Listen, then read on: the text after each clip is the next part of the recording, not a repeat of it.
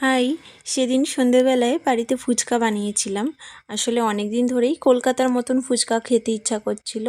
এখানে যত ফুচকা খেয়েছি সবই ওই পেঁয়াজ দিয়ে, আর আমার পেঁয়াজ ছাড়া ফুচকাটা খেতেই বেশি ভালো লাগে, যেটা শুধু আলু মটর আর কিছু মশলা দিয়ে মাখানো হয়, সেই ফুচকাটাই আমার বেশি ভালো লাগে।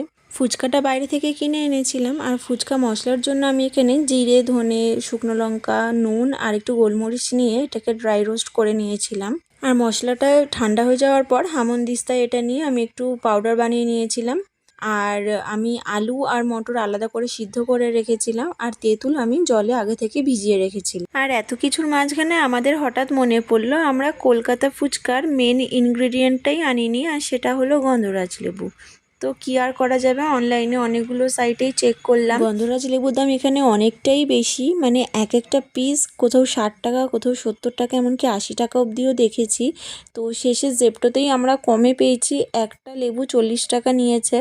আর এই গন্ধরাজ লেবুটা দিতেই পুরো রান্নাঘরেই একটা আলাদা সেন্ট হয়ে গেছে। আর কলকাতায় ফুচকা দোকানের সামনে দিয়ে গেলে যেরকম গন্ধ থাকে সেরকমই গন্ধ বেরোচ্ছিল।